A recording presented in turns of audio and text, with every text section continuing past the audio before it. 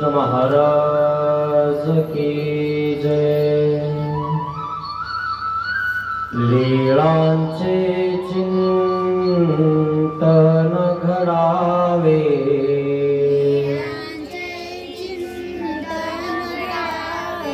जीवना मुझे पावन भावे।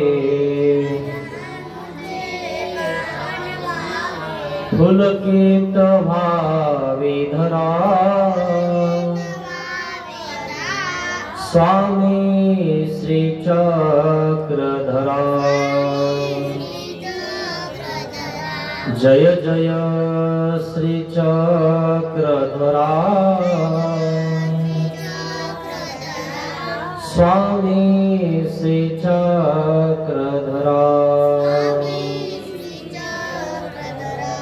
स्वामी श्री चक्रधरा। श्री गोपाल कृष्ण महाराज की जय। दंडवत।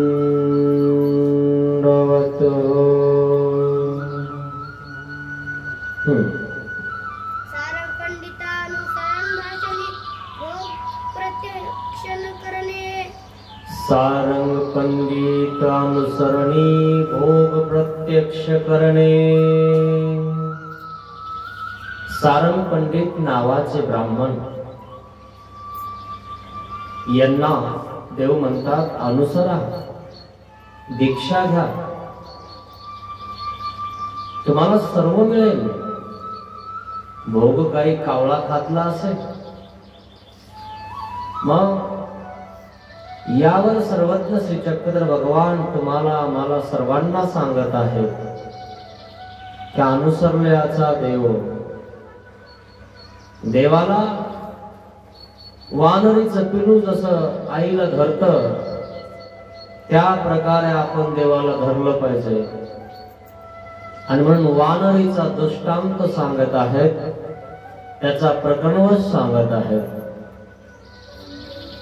जसं वानर या झाडावरून त्या झाडावर जात असताना पिलू मात्र त्या आईच्या पोटाला असतं। पिलू मात्र आईच्या पोटाला सोडत नाही। आई झाडाला धरते, फांदीला पकडते, पिलू मात्र आईला धरत।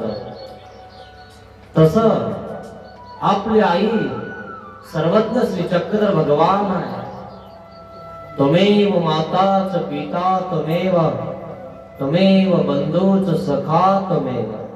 एकदा का आपण आपली आई धरली, श्री चक्रधर स्वामी धरले, जर आपल्याला कोणी कापलं तरी सोडायचं नाही। यावर मुंगळ्याचा दृष्टांत सांगितलेला आहे। आपलं धडही जर कोणी आलत केलं तरी आपला देव मात्र आपण सोडायचा नाही। पण जसे वार बदलताना तसे लोक देव बदलतात मित्रांनो। पुढे चालून माणसंही बदलायला लागते लोक। आणि म्हणून जिथं धर्म आहे, तिथं सत्यता आहे, जिथं अनन्य आहे, तिथे मोक्ष आहे। आणि म्हणून व्यभिचारी भक्ती करू नका, अनन्य भक्ती करा, त्या परमेश्वराला शरण जा। यावर सर्वज्ञ श्री चक्रधर भगवान सारंग पंडिताला सांगत आहेत की अनुसरा। ही कथा आपण या ठिकाणी ऐकत आहोत।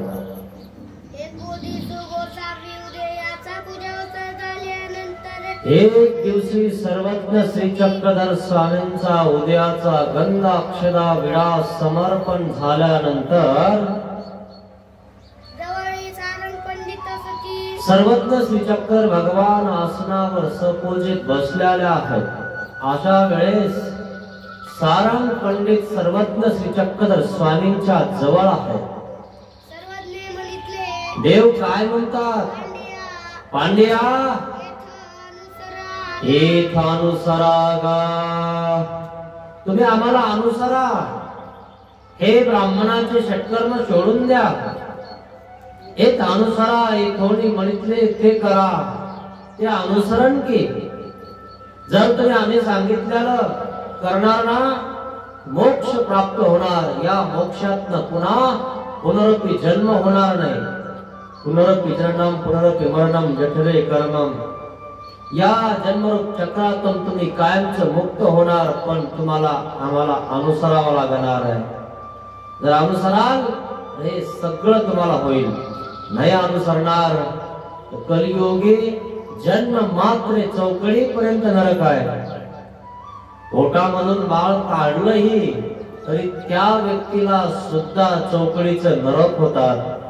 तर तुम्ही इथं या ठिकाणी घेता देता, या ठिकाणी द्वेष करता, मत्सर करता, दलाली करता, शिव्या शाप देता, साधू संतांचा त्या ठिकाणी द्वेष करता, देवासोबतही त्या ठिकाणी स्पर्धा करता, तर तुम्हाला काय होईल हे सांगताही येणार नाही. म्हणून सावध व्हा. अजून वेळ गेलेली नाही. अजून तुमच्या देहामध्ये जीव आहे. आता तरी अनुसरा. अनुसराल तरी सगळं चुकणार आहे. म्हणून देव सारंग पंडिताला उद्देशून तुम्हा मला सांगत आहेत की अनुसरा. मग सारंग पंडित काय म्हणतात? जी जी महाराज, महाराज मला तूप लागतं जेवायला, व्यवस्थित तांदळाचा भात लागतो, सगळं व्यवस्थित लागतं मला खायला. मला हे मिळेल का? यावर काय म्हणतात? आणि मला बाज सुकवती, बाजावर गादी पाहिजे झोपायला, हे मिळेल?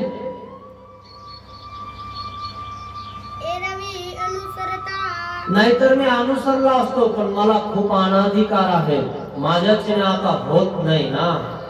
आणि झालंही तर मार्गात हे सगळं मिळेल का? बाज मिळेल, गादी मिळेल, तूप मिळेल? अहो तुमच्या कर्मराटीत चमच्याने तूप वाढतात. आश्रमात जाऊन बघा, पळीनं वाढतात, वगराने वाढतात.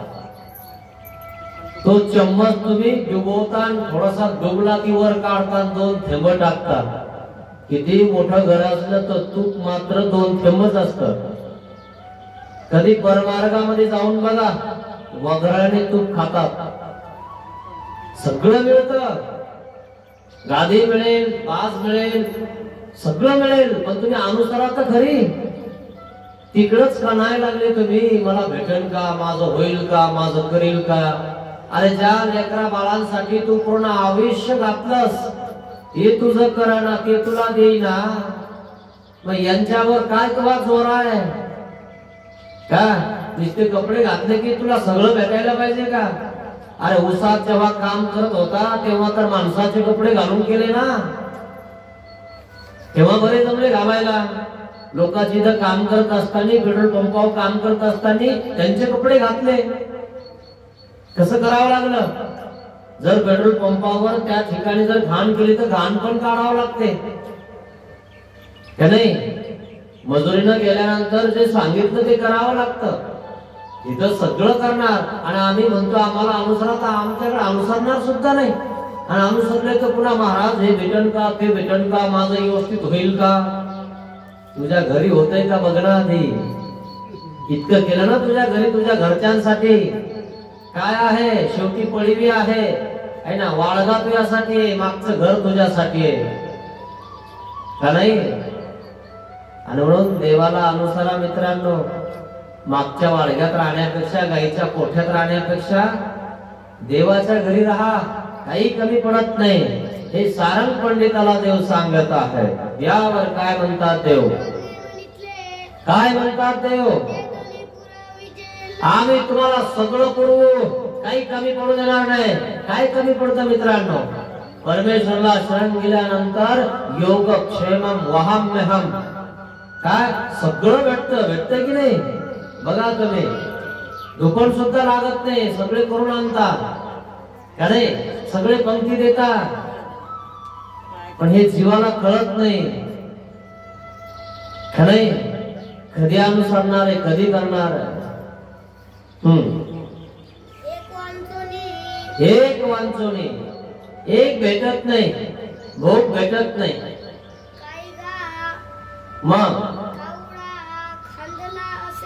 मग अरे याला काय कावळा खातलाय, अरे सगळं मिळेल, एक वांचोने स्त्री वांचोने.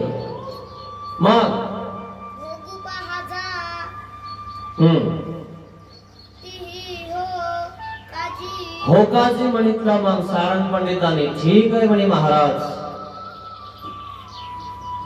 मनोनी मानिले आणि मग मान्य केलं म्हणे महाराज. ठीक आहे, ट्राय करून बघू, 1-2 दिवस बघू ना भिक्षा मागून खरंच भेटतंय का. ह्या नाही सगळं भेटतं मित्रांनो.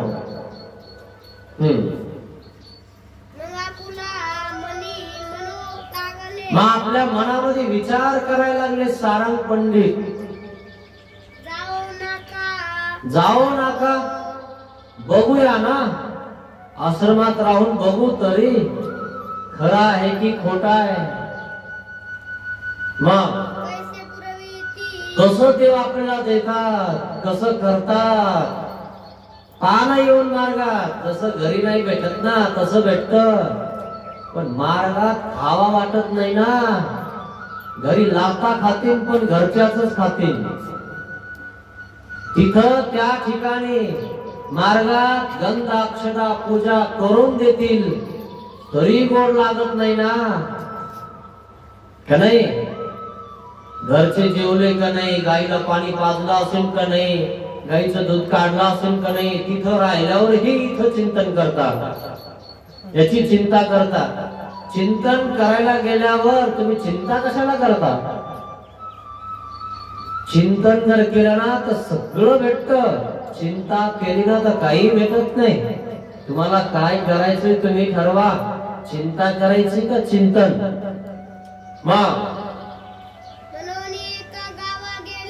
मग गेले एका गावाला, म्हणले बघूच्या देव आपल्याला सगळं पुरवतो म्हटले ना, पुरवतील का नाही. गेले एका गावामध्ये आणि मग काय करतात. मग आता लोक पारावर बसलेले होते गावामध्ये. मग त्या ठिकाणी एक ओळखीचा ब्राह्मण भेटलेला आहे. मग त्याची म्हैस चुकलेली होती, हरपलेली होती. मग काय झालं, मग ते बघायला आलेले होते आणि ते सोयरे होते. काय म्हटलं,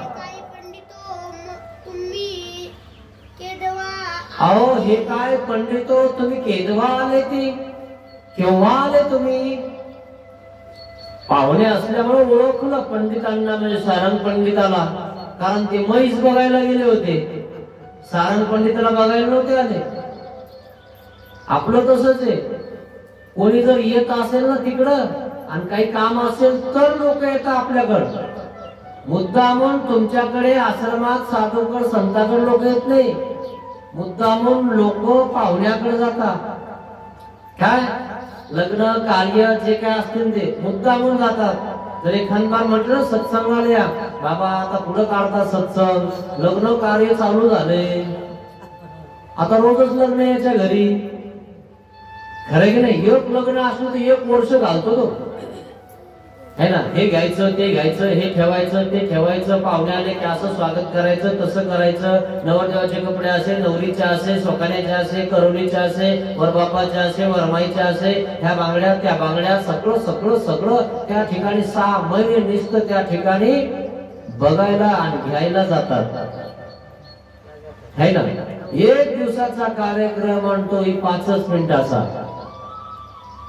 है की नाही. तरी सुद्धा इतके दिवस जातात. आणि एवढा मोठा कार्यक्रम तुम्ही 10-11 दिवसाचा ठेवला तरी वेळ भेटत नाही. खरंय की नाही. आणि त्या छोट्याशा कार्यक्रमात 1 वर्षाचा वेळ जातो. बाबा आता जरा लय धावपळ आहे, लग्न कार्याचे दिवस आले, है ना. असंच आहे. मग चला चला जाओ घराची मग आता त्या ठिकाणी योगायोग झाला, सारंग पंडित भेटले आणि ते म्हणतात चाला चाला जाऊ घरासी. सारंग पंडित गेली बघायला, कशाला? भिक्षा करून त्यांना जेवायचं होतं, बघायचं होतं की देव मला सर्व देतील का नाही. मग नेलं, घरी नेलं त्यांनी, पाय गी धुतले सारंग पंडिताचे, पडदणी दिली आणि मग नाहू घातलं. नाहू कळतं तुम्हाला? आता कोणी घालणार नाहून भाऊ? नाहूच माहित नाही नवीन पोरींना, तर टाळू माख नाही माहित, ऐक नाही काय माहित, रेडीमेडच निघालं काय आता. पोराची टाळू माखत असता माहितीये, नाहू घालत असता आपल्या लेकीला.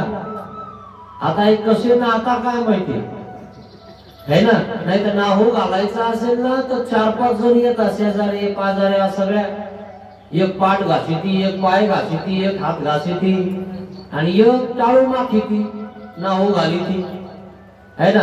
गरम पाणी एका एक ठेवीती, हे संपलं की ती आणि 23 सणाला एक जण काढीती. काय सोय होती पाहुण्यांची. आता राहिली का? नाहूच राहिलं नाही, भाऊ झाला आता फक्त है ना. प्रेम कमी झालं, असा प्रकार आहे मित्रांनो. त्या सारंग पंडिताला नाहू घातलं, उठणं लावलं, स्नान घातलं, पाय धुतले. मग स्नान घातलेलं आहे, आडवाटी ठाणवे नाही. आणि मग त्या ठिकाणी वाढलेला आहे.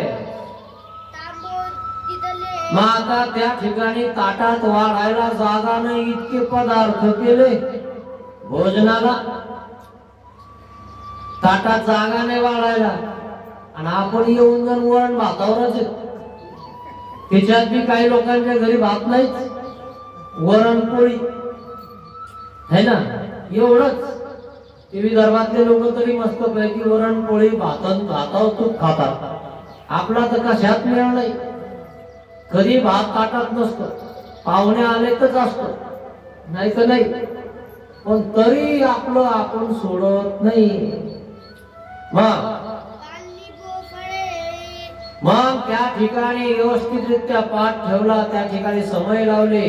सारंग पंडिताला व्यवस्थित पंचपक्वान्नासारखं जेवण दिलं. जेवण झाल्यानंतर त्या ठिकाणी विडा दिला, पानाचा विडा पण भेटला है ना. आपल्याला तो हे भेटाना तोट्याचा, कारण तोट्याला 2 रुपये घरचे देईना, खेळे की नाही. ते जिंकून तिकून रोजाने जायचं, तोट्याला पाहिजे मला म्हणायचं, कारण पोरग देत नाही म्हणायचं कोणा.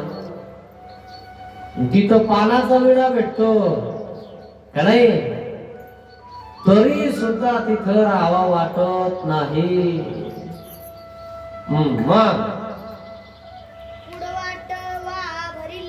मग पुडवाटवा म्हणजे पानपुडा दिला. आपल्या घरी तर पानपुडाच राहिला नाही, राहिला तर त्याच्यात काही राहत नाही है ना. असंच आहे ना, सगळं आहे काय, सगळं आहे पण बँक बॅलन्स आहे, जपून ठेवलेलं आहे. दुष्काळीत लागल, दुष्काळ पडायच्या आधीच याच्यावर दुष्काळ पडतो, हे निघून जात.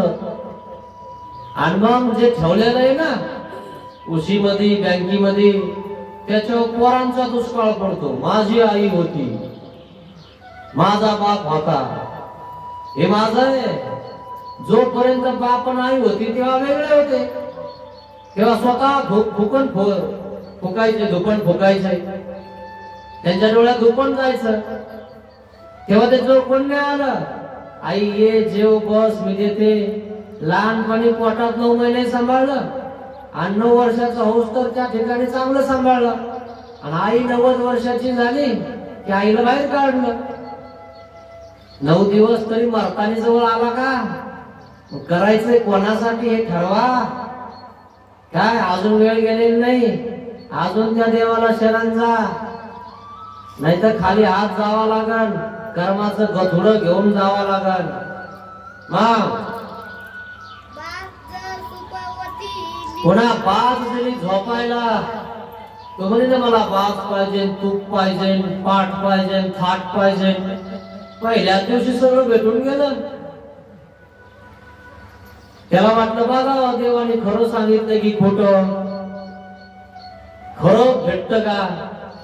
अहो खरंच भेटत. बघा भेटत की नाही. इथून हलावं सुद्धा वाटत नाही आणि हलायची गरज नाही. सगळं इथं रेडी येत की नाही. चालू आहे तिकडे आता है ना. घेऊन येतील बाबा पोटभर जेवा बर का. बाबा तुम्हाला काय आवडतं जे आवडत ते सांगा. काय खरं की नाही. पण तरी राहा वाटत नाही, खावा वाटत नाही. खरंय ना. असंच आहे. नाही करा वाटणार. मग आता सगळं भेटलं. देवाने सांगितलं तसं सकाळीच उठले. मग काय झालं. मग मनामध्ये विचार केला. काय विचार केला. पहिल्या गावात जरा आपली ओळख निघाली म्हणून सोय झाली है ना. नाहीतर सोय झाली नसती म्हणे आपली. मग हा सोयऱ्याचा गाव होता म्हणून सगळं भेटलं. पाय धुतले, आंघोळ घातले, पंचपक्वान जेवायला दिले, बाज दिली, झोपायला गादी दिली, पांघरायला व्यवस्थित मखमली चादर दिलं. सगळं भेटलं. पण मग मनामध्ये विचार केला आपण सोयरे तर सोयऱ्याचा गाव आहे म्हणून सगळं भेटलं. देवाने थोडं दिलंय, पाहुण्यांनी दिलंय, असा मनात म्हणायला लागला सारंग पंडित. मग काय होते. आता आपण काय करू. जिथं आपलं कोणीच नाही त्या ठिकाणी जाऊ. त्या ठिकाणी भेटतंय की नाही बघू. देवाला चेक करता लोक है ना. खरं आहे की खोट आहे. मग चेक करायला लागले खरंच भेटतंय का. आता आमच्या इथे कोणी ओळखीचं आहे का. भेटू राहिले ना. मग हे खरं आहे की खोट आहे तुम्ही ठरवा है ना. देव तुम्हाला सांगत आहे. कधी तुम्ही मला बघितलं नसेल, मी तुम्हाला बघितलं नाही, पण सगळं करताय ना, होतंय ना. हे कोण करतंय. देव करून घेतोय. देव करायला सांगतोय माझ्या भक्ताची व्यवस्था अशी कर. मग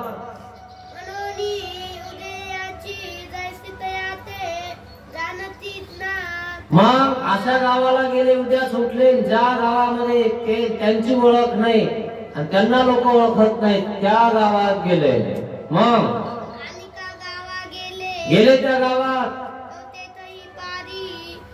मग त्या ठिकाणी सुद्धा पार होता. वट्यावर लोक असतातच. गावात गेले की पार असतो. असा झाडाच्या भोवती गोल वट्टा असतो त्याला पार म्हणतात. आणि काही वट्टा असतो है ना. काही मंदिराचा पार असतो. त्या ठिकाणी लोक बसलेलेच होते. मग काय झालं. मग त्या ठिकाणी उतरले. मग त्या पारावरच्या लोकांनी बघितलं की बा आपल्या गावात कोणतरी संत आला. त्याने उठले, दंडवत घातला आणि मग त्या ठिकाणी पूर्वीच असा पाहुणचार होता. भेटले की लगेच आळकिता काढायचा, सुपारी काढायची आणि लगेच सुपारी द्यायची. हा पाहुणचार होता. लगेच भेटलं की चहा तर नंतर होणार आहे, घरी तर नंतर जाणार आहे, पण पहिल्यांदा हा होता. काय आता ते गुळाचं पाणी, साखरेचं पाणी पाजिता, त्याच्यात दूध किती टाकलं तरी गुळगुळच है ना. ते दूधच तसं निघाला आता जर्शा गाईचं है की नाही. मग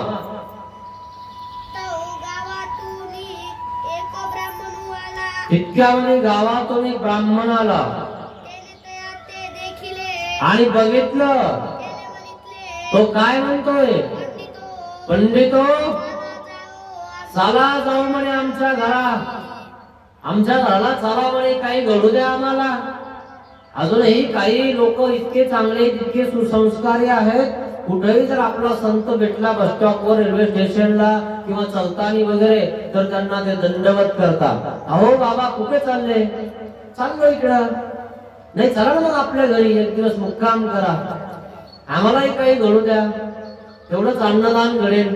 कधी तर आम्हाला कुठे जाणं होत नाही, तुम्ही आमच्या घरी आलं तितकंच आम्हाला तुमची भेट होईल आणि अन्नदान तुमच्या मुखात आम्हाला घडणार आहे. असे काही सुसंस्कारी लोक असतात, तसा तो ब्राह्मण सुसंस्कारी आहे. सारंग पंडिताला घरी बोलावून नेलं. मग काय म्हटलं? चला चला, काही हरकत नाही. संत कोणाचा? जो बलवंताचा. देव कोणाचा? जो प्रार्थना करेन त्याचा. मग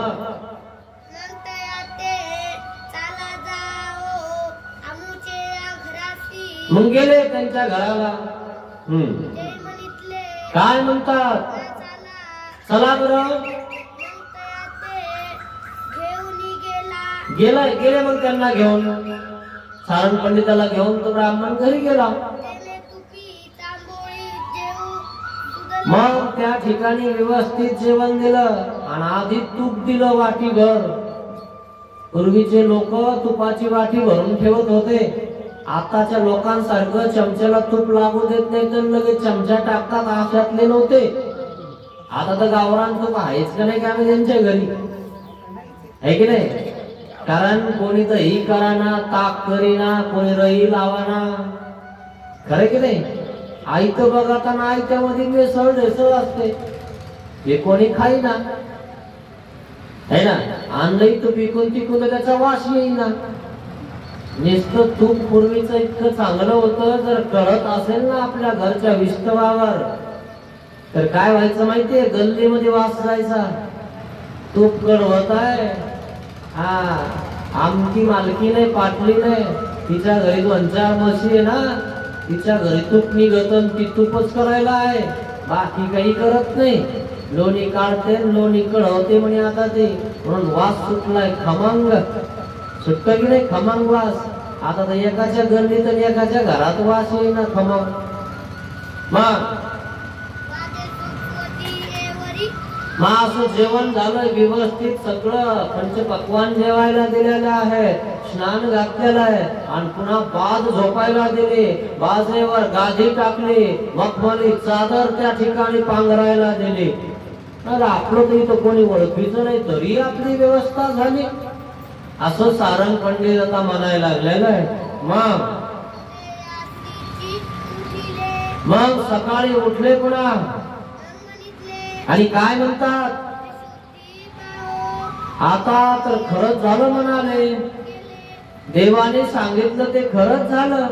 खरंय, देवाला अनुसरल्यानंतर सगळं भेटत. मग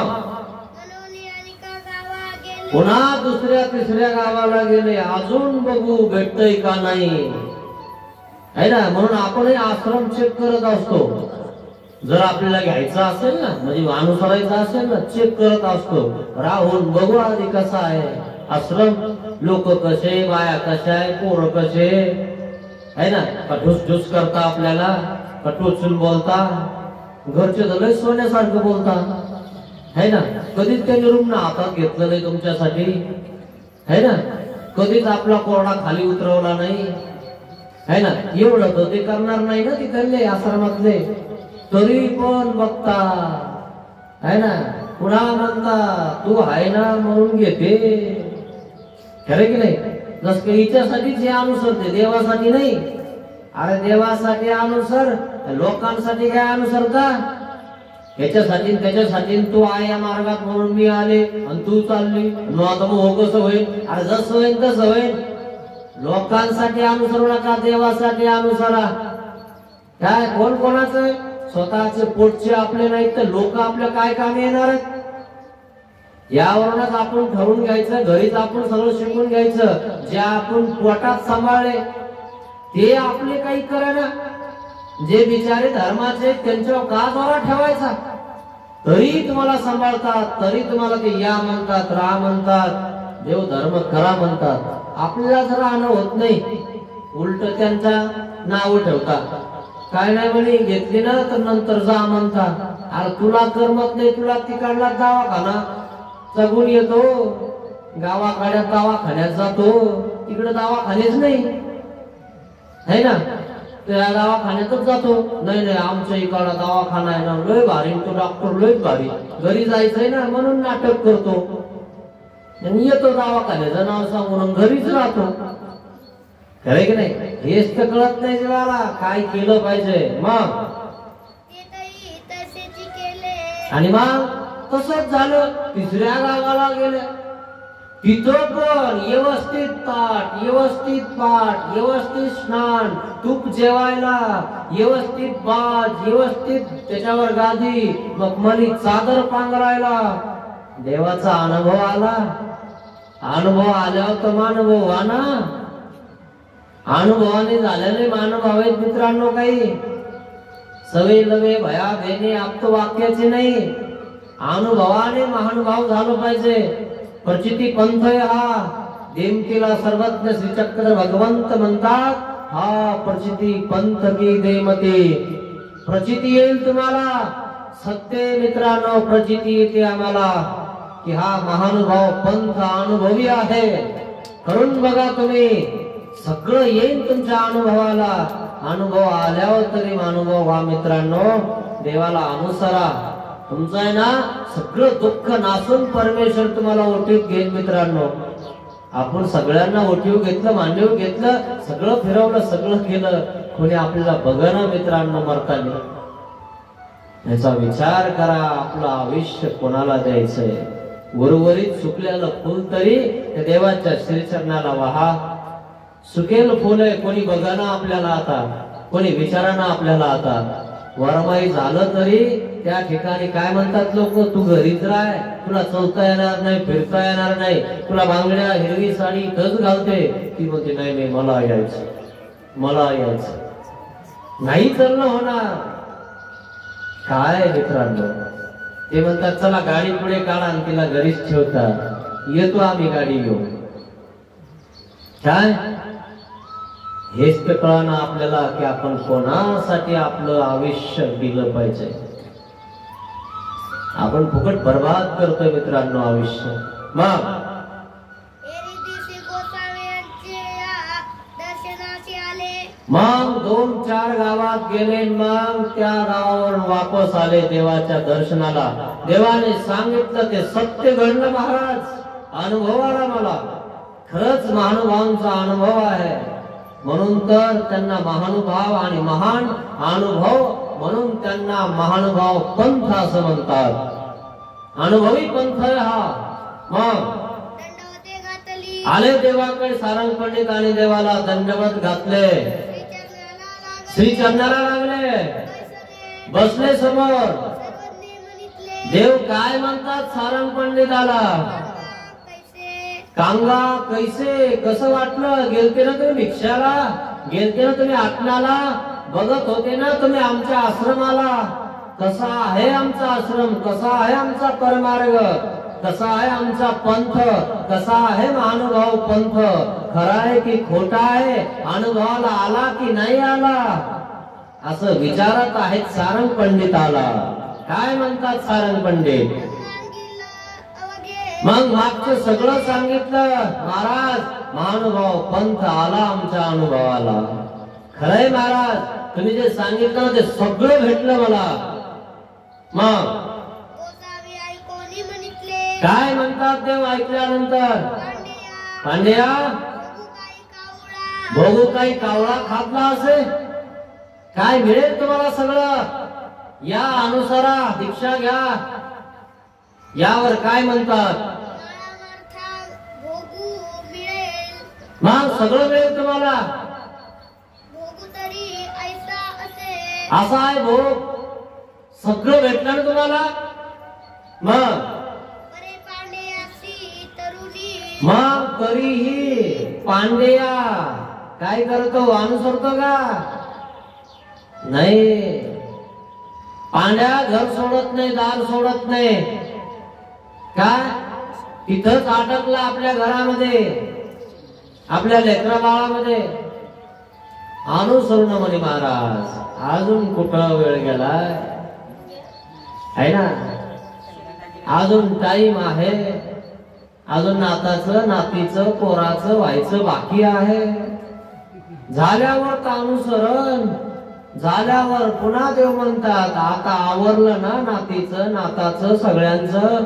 म्हणे महाराज पोराला पोरग होणार आणि मग ते पोरग माझ्या हाताने खाणार तेव्हा मी येणार. काय पोरग होतो खायला लागतो तरी घरीच इथं खाणं बंद होतं मरून जाते. देव वाटच बघत राहतात. निधळावरती हात ठेवणी वाट चितो पाहसे पण मी इकडे वाढविला रे पापांच्या राशी. तशीच मरून गेली पण देवाला अनुसरला नाही. काय तसे अनुसरले नाही. तसंही सारंग पंडित काय तरी तेच करू ना म्हणे महाराज. आम्ही म्हणतो ना करा ना काही नाही ना घरी. अहो काही ना तर घरचंही नाही पोरही नाही पोरीही नाही तरी त्या 2 पत्रात झाडी 3 पत्रात चूल पेटी आणि सगळं चुलीचं धुपण तोंडात जातं नाकात जातं तरी तिथंच राहते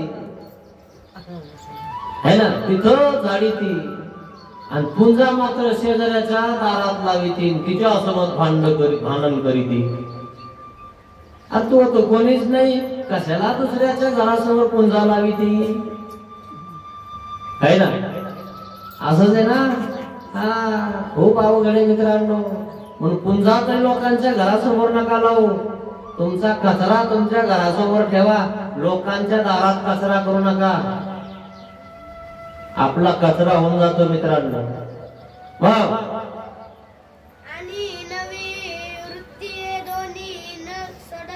आणि मग सांडत नाही तो घर सोडत नाही.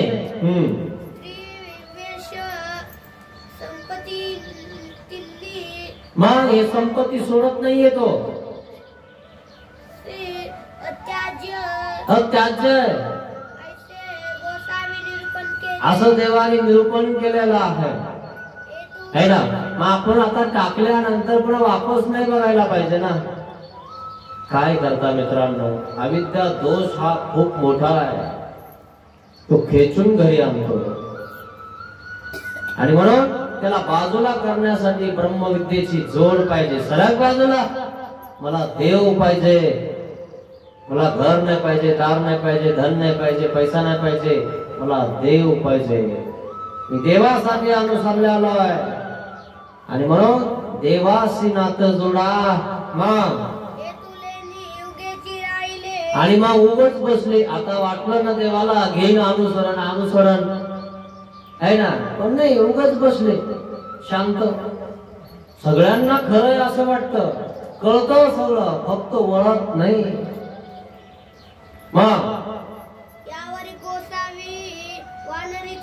यावर सर्वत्र श्री चक्र भगवंताने वानरीचा दृष्टांत सांगितलेला आहे. त्या वानरीच्या दृष्टांताचा हा प्रकरणच मी तुम्हाला सांगितलेला आहे. तोच वानरीचा दृष्टांत कसा आहे म्हणाले आणि म्हणून तो वानरीचा दृष्टांत सांगत आहे. वानरी असे येली खांदीवरून पहिली खांदी जाये. वानर माहिती ना तुम्हाला है ना. ते वानर एका फांदीला धरत दुसऱ्या फांदी उडी मारत की नाही. मग देखतया गती हे पडेल. काही लोक वानर हाणण्यासाठी शेतात जातात आणि शेतातल्या झाडावर लिंबाच्या किंवा बाभळीच्या झाडावर ते वानर असतात. मग ते खालून गोफण हाणतात किंवा गलूर हाणतात. मग वानर त्या ठिकाणी ह्या फांदीहून त्या फांदी उडी हाणतात. मग खाली जे उभा असतात खाली पोरं उभा असतात ते काय म्हणतात अरे अरे अरे धर धर धर धर पडली पडली पडली पडते पडते पडते आणि मग ह्या झाडावरून त्या झाडावर उडी हाणतात. मग जेव्हा ती उडी हाणते तेव्हा त्या लेकरांना त्या मालकाला वानर हाणणाऱ्यांना काय वाटतं पडली पडली पडली पडली पडली. पण ती दुसऱ्या फांदीला धरून दुसऱ्या झाडावर चढून जाते खाली पडत नाही. पण तुम्हाला असं वाटतं बस आता खाली पडणार पण धरती परी तेची जाणे. तिलाच माहितीये की आपण आपल्याला वाचवायचं कसं. तुम्हाला वाटतं पडेल पण ती नाही पडत. पडते का अनुभव आहे ना तुम्हाला नाही पडत. म्हणून महानुभव व्हा अनुभव अजून येईल तुम्हाला. मग परी धरिती परी तेची जाणे, कसं धरायचंय आणखीला दुसऱ्या, तसं लेकरू सुद्धा आहे पोटाला, आणखी धरते एका हाताने, लेकरू धरते एका हाताने, उडी मारते. ज्या वेळेस दुसऱ्या फांटीवर उडी मारते त्यावेळेस दोन्ही हाताने ती वानरी फांटी धरते. त्यावेळेस ते वानरीचं पिल्लू आईला पक्क पकडतं, कारण आई या झाडावरून त्या झाडावर उडी मारत आहे. आई तर स्वतःला वाचवणारच आहे, परंतु आपणही वाचलो पाहिजे म्हणून ते पिल्लू सुद्धा आईला सोडत नाही. आणि म्हणून त्या पिलासारखं आपल्या आईला, म्हणजे सर्वज्ञ श्री चक्रधर स्वामी ही आपली आई आहे, तिला धरायचं आहे, तिला सोडायचं नाही. काय म्हणून हे पक्क ध्यानात ठेवा की आपल्याला देवाला धरायचं आहे, परमेश्वरला धरायचं आहे. मग न सुटते सूत्र तेची जाणे. काय त्या पिलाला विचारा जाऊन वानरीच्या, कसं धरला असेल त्या पिलाने, सुटलं का कधी पिल्लू?